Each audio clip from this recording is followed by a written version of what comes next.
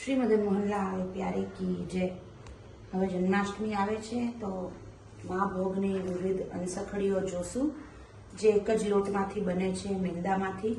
તો મેં અહીંયા 1.25 કિલો મેંદો લીધો છે। હવે એમાંથી જ 8 થી 10 જાતની સામગ્રીઓ આપણે શીખશું। સૌ પહેલાં અહીંયા હુંફાળું જલ કરવા રાખી દઈશું અને આ મેંદાના લોટમાં આપણે ઘીનો મોણ દેશું। મુઠ્ઠી પડતું મોણ દેવાનું।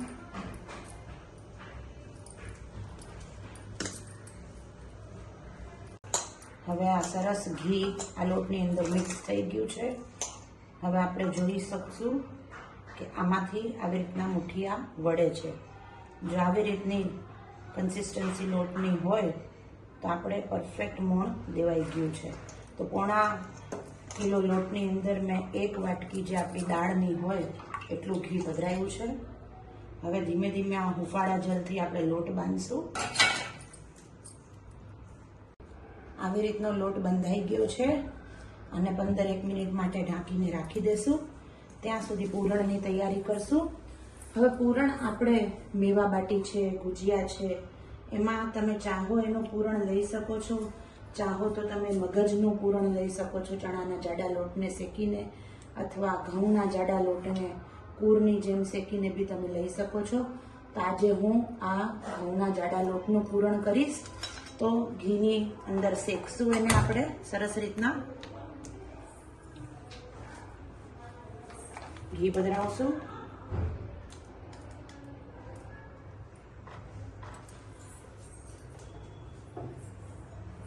એની સાથે ઘઉંનો જાડો ભાખરીનો જે લોટ હોય એ બી પધરાવશું। જે બી વસ્તુની અવેલેબિલિટી હોય એનું પૂરણ તમે લઈ શકો છો। ઘઉંનો લોટનો લઈ શકો છો, રવાના લોટનો લઈ શકો છો, ચણાના લોટનો લઈ શકો છો। એકે વસ્તુનો સમય ના હોય તો કાજુ પિસ્તા બદામ છે એના ભૂકાનું બી લઈ શકો છો। તમે ચાહો એનું પૂરણ ભરી શકો છો। શેકાઈ ગયો છે, આની અંદર મેં બુરું ખાંડ પધરાવ્યું છે। હવે એલચી અને જાયફળનો ભૂકો પધરાવીશ, ચપટીક ચપટીક। તો જાયફળથી ખૂબ જ સુંદર સ્વાદ આવે છે એલચીની સાથે સાથે। તો જાયફળ બી પધરાવશું અને આ પૂરણને ઠંડુ થવા દેશું 10-15 મિનિટ। ત્યાં સુધી આપણે બીજી તૈયારીઓ કરી લેશું। મેંદાનો લોટ આપણે જે બાંધ્યો હતો, 10-15 મિનિટ ઢાંકીને રાખ્યો હતો, એમાંથી પોર્શન લઈને હું સૌથી પહેલાં શક્કરપારા કરીશ। વણીને એની અંદર આપણે આરકા પાડી દઈશું। તો આ શક્કરપારા છે એ લગભગ બધા ઉત્સવમાં પ્રભુને વિનિયોગ થતા હોય।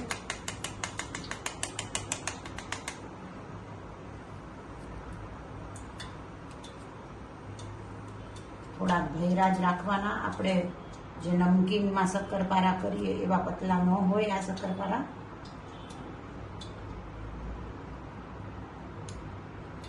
તો અન્નકૂટમાં અને જન્માષ્ટમીમાં આપણે રંજક વધારે સામગ્રીઓ કરતા હોઈએ, તો એમાં આ બધી મેંદાની સામગ્રીઓ વર્ષમાં 2 વખત આવતી જ હોય। એટલા માટે ક્રમથી વિડીયો બનાવ્યો છે, ધ્યાનથી આપ લોકો જોજો। આવી રીતના ભેરા ભેરા રાખવાના। હવે આપણે આ બીજો લોટ વાળ્યો છે વણીને, એને બી ભેરો જ રાખ્યો છે, એમાંથી ખાજા અને ઝપટિયા કરશું। તો આવી રીતના ગ્લાસ હોય એમાંથી રાઉન્ડ રાઉન્ડ કરી લેવાનું, તો એક સરખો રાઉન્ડ બને, એક્સેસ કાઢી લેવાનું। હવે આવી રીતના રાઉન્ડ છે એમાં આપણે ખાજાને આવી રીતના 5 આરકા દેવાના। તો આ આપણા ખાજા થઈ જશે।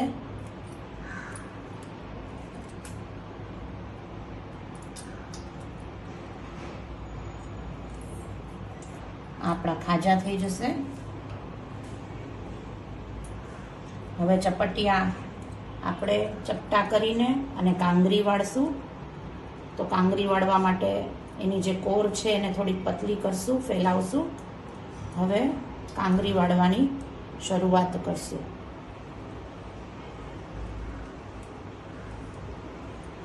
જેટલી બારીક થશે એટલી સુંદર થશે।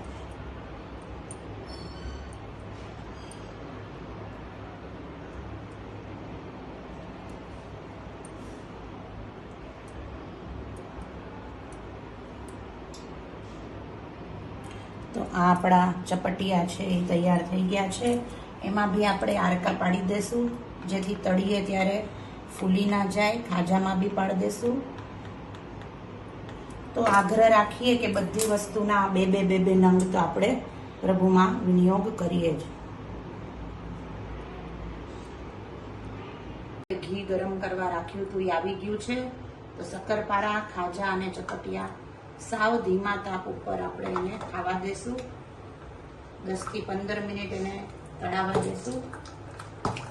બહુ ફાસ્ટ ગેસ ઉપર કરશો તો બહારથી કલર આવી જશે, અંદરથી ક્રિસ્પી નહીં થાય. અને આપણે જે મુઠ્ઠી પડતું મોણ કર્યું છે એના લીધે બિસ્કિટ જેવી ખસ્તાઈ એમાં આવશે. આ બધું ધીમે ધીમે ખાવા દેવાનું.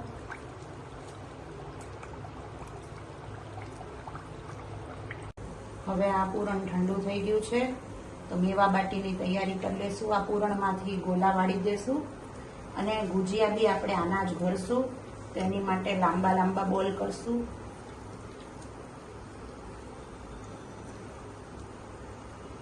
તો જેમ મેં કીધું કે આપણે જે બી પૂરણ કરવું હોય આપણે કરી શકીએ.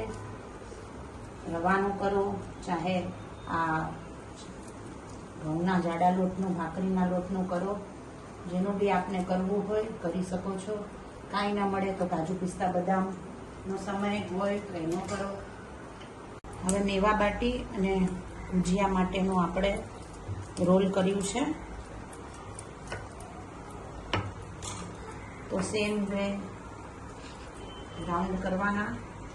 તો શું છે, એક સરખું થાય, આપણું નાનું મોટું સાઈઝ ના થાય. નાના લાગે તો 2 વેલણ મારીને મોટું કરી લેવાનું.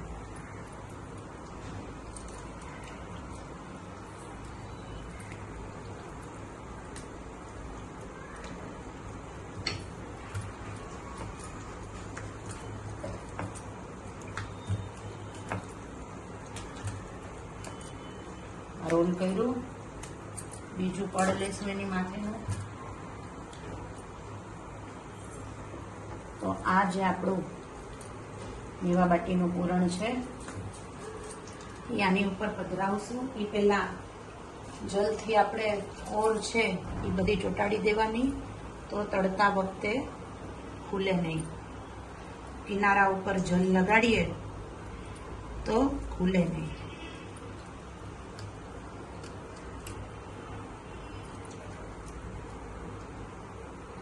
આ મેવા બાટી ચારે ઉપરેથી સીલ કરી લેવાની અને પછી આપણે કાંગરી વાળવાની.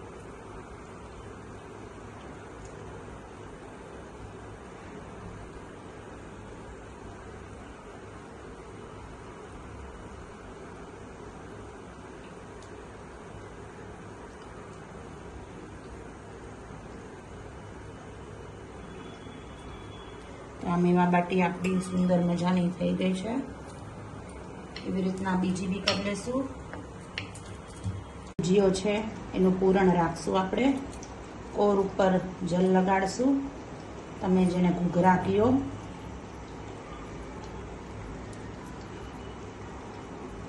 તો ગુંજાનો વારો જ્યારે બી લખેલો હોય ત્યારે આ જ સામગ્રી આપણે સિદ્ધ કરવાની ગુંજાના વારામાં.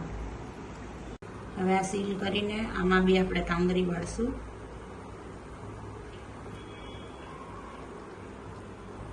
તો જ્યાં સુધી પૂરણ નડે ત્યાં સુધીની કાંગરી લેવાની. અંદર પૂરણ આવવું જોઈએ, નહીં તો તળશો ત્યારે ફૂલાઈ જશે, જગ્યા મળશે તો.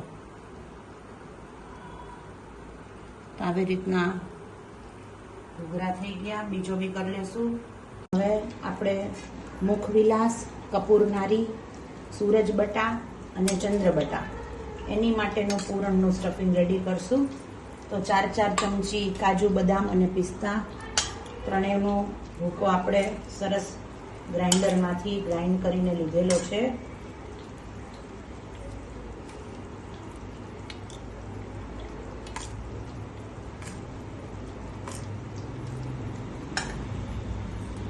તો સામે જો 4 ચમચી 3 વસ્તુ લીધી તો 12 ચમચી દળેલી ખાંડ લેશું.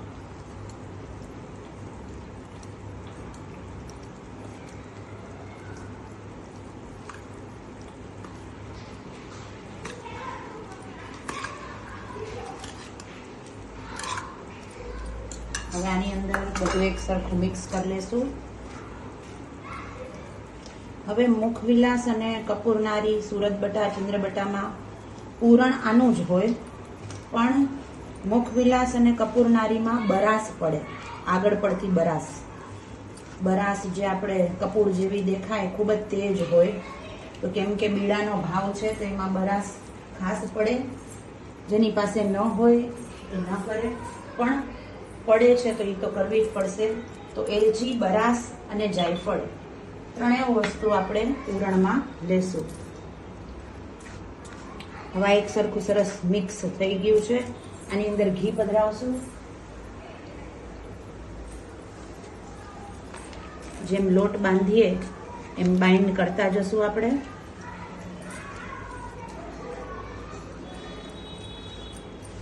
આપણે ડ્રાયફ્રૂટ મિક્સ કરીને બનાવ્યું એનું સ્ટફિંગ આ છે. મેં બોલ બનાવીને તૈયાર રાખ્યા છે. હવે આ મેંદો વણીને બધી કોરે જલ લગાડીને આ કપૂરનારી હું બનાવી રહી છું.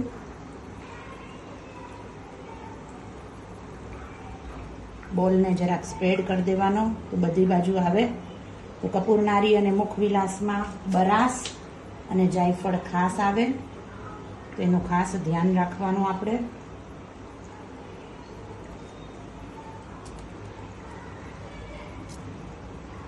આ એન્વલોપની જેમ ફોલ્ડ કરવાની,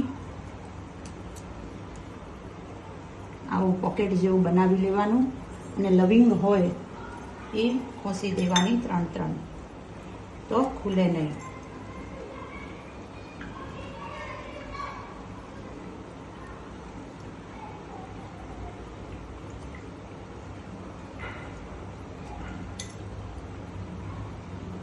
આવી રીતના બીજું બી બનાવી લઈશ. હવે આ તળાઈ ગયું છે, બદામી રંગનું બધું થઈ ગયું છે. આને કાઢી લેશું. લગભગ 15 મિનિટ થઈ છે. અને હવે બીજી વસ્તુઓ પધરાવશું. આને છેલ્લે પાવી કરશું આપણે ખાંડની ચાસણીમાં. હમણાં બધું તળીને બાજુમાં પધરાવી દેશું. અને આપણા જે મેવા બાટી ગુજિયા એ રેડી હતું એ આમાં પધરાવશું. હવે આ બી વણી લીધું છે. પેલું આપણે કપૂરનારી બનાવી લીધી. હવે મુખવિલાસ બનાવશું. તો મુખવિલાસ છે એ બીડાના આકારનું હોય, બરાસ આગળ પડતી આમાં હોય. તો આજે આપણું પૂરણ હતું.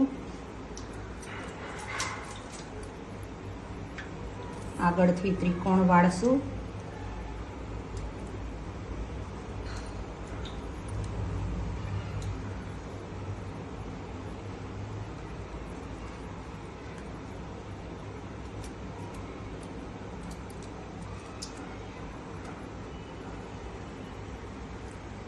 તો આવી રીતનો બીડાનો આકાર આનો થઈ જશે. આમાં બી લવિંગ લગાડશું આપણે.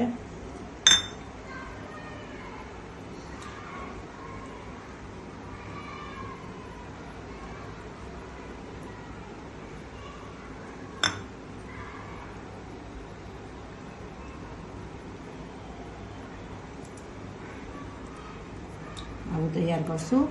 આને બી તળવા માટે પધરાવશું. આ બધી જે લવિંગ વાળી વસ્તુ હોય એને ઊંધી પધરાવવાની, જેથી ખુલે નહીં. હવે આ સૂર્યબટા, આની અંદર આપણે બરાસ નથી કર્યું, ખાલી એલચી કરી છે. અને ચાહો તો થોડુંક જાયફળ પધરાવી શકો છો. જાયફળથી સામગ્રીનો સ્વાદ ખૂબ જ અલૌકિક આવશે. આને કચોરીની જેમ ઉપાડી લેવાની.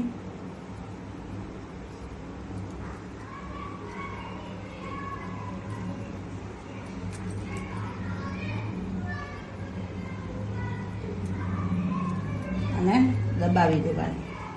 તો આ સૂર્યબટા થઈ જશે. આવી રીતે જ ચંદ્રબટા બી કરશું આપણે.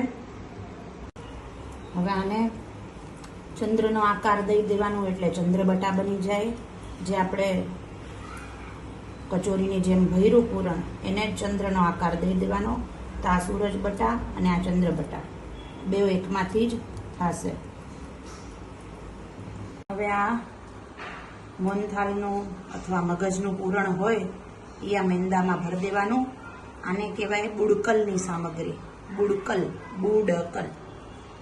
તો આ કચોરીની જેમ જ ગોળ જ રહેવા દેવાનું. આપણે જે ફરસાણમાં કચોરી કરીએ એ કેવી ગોલ હોય એ ગોલ કચોરી જેવી જ રાખવાની, એને દબાવવાનું નહીં. તો આ બુડકલ થઈ ગયું. હવે આ જ લોટમાંથી આપણે મોહનથાળનો જે માવો હોય એને રાખીને આવી રીતના સીલ કરીને અને વણી લેશું તો આ તવા પૂરી થઈ જશે. તો મોહનથાળના લોટમાંથી જે મોહનથાળ આપણે વણ્યો હોય મોહનથાળ ભરી લેશો એટલે આ થઈ જશે તમારી અનસખડીની તવા પૂરી. એમ જ ભળ દેશો તો બુડકલ બની જશે. તળી લેશો તો તવા પૂરી બની લેશે. આ તવા પૂરીને બી તળશું આપણે. 1/4 કિલો લોટ લીધો તો આપણે, એટલે સામે 1/4 કિલો ખાંડ લીધી છે ચાસણી માટે.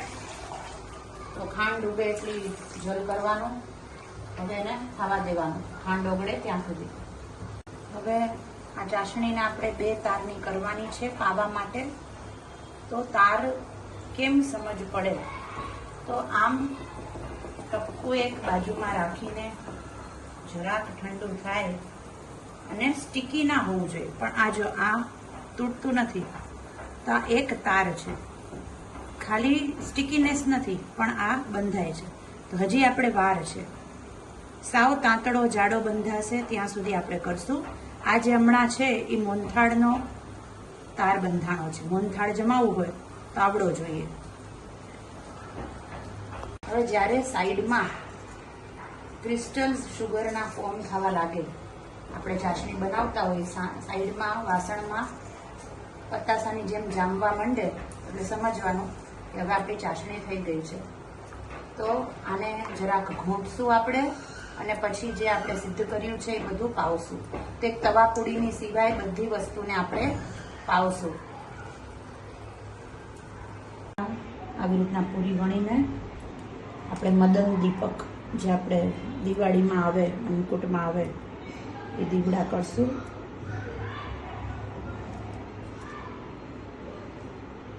દીવડાનો શેપ દઈને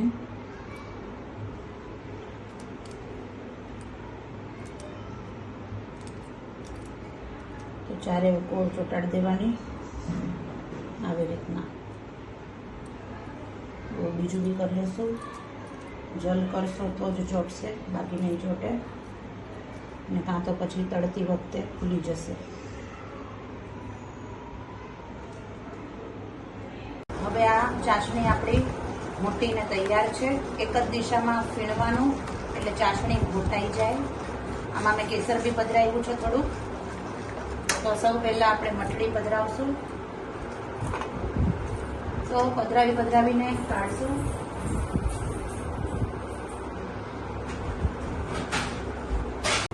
હવે શક્કરપારા પાવશું. તો આ ઘોંટવાનો અર્થ એ છે કે તમારી જે ચાસણી હશે એ કોમલ થઈ જશે, પાણા જેવી નહીં થાય. તો એટલા માટે આપણે ઘોંટવું જરૂરી છે. આ શક્કરપારા પાઈને એ પણ પધરાવશું. તો ઘોંટવાની પ્રક્રિયા બહુ જ જરૂરી છે. હવે ખાજા પધરાવશું. બધાયના 2-2 1-1 નંગ મેં સિદ્ધ કર્યા છે. ખાજા ઉપર તમે બુરું બી ભભરાવી શકો છો.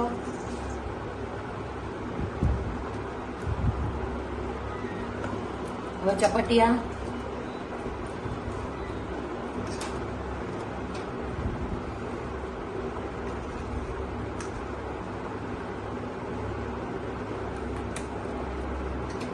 મેવા બાટી.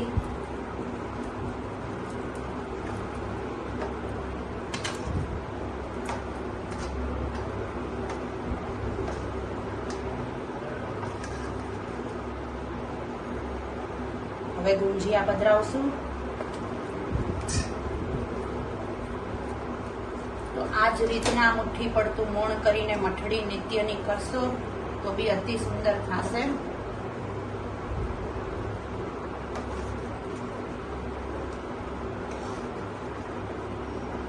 આ ગુંજિયા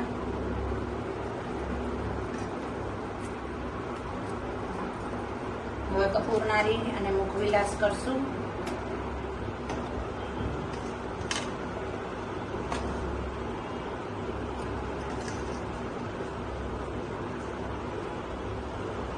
દીવડા કરશું મદન દીપક. હજી મુખવિલાસ બાકી છે.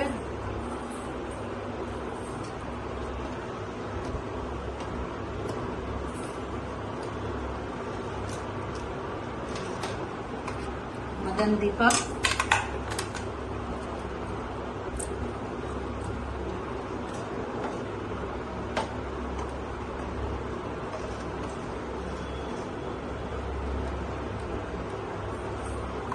હવે સૂર્યબટા, ચંદ્રબટા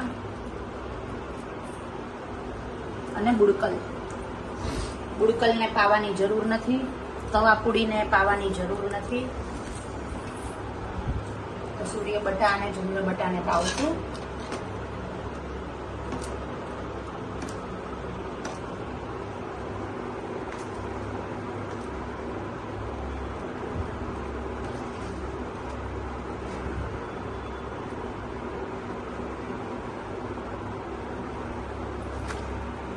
તમારા વાલા આપણી બધી સામગ્રી આપણે જોઈ લઈએ તો મઠડી, ચપટિયા, મેવા બાટી, ગુંજિયા, ખાજા, શક્કરપારા, આ આપણે મુખવિલાસ, કપૂરનારી, મદન દીપક, ચંદ્રબટા, સૂર્યબટા, આ આપણું બુડકલ અને આ તવાપુડી. તો એટલી સામગ્રીઓ આપણે શીખી આ 1/4 કિલો લોટની અંદરથી. તો આપ સર્વે જન્માષ્ટમીમાં ખૂબ લાડ લડાવજો, સેવામાં યાદ કરજો. શ્રી મદન મોહનલાલ પ્યારી કી જય.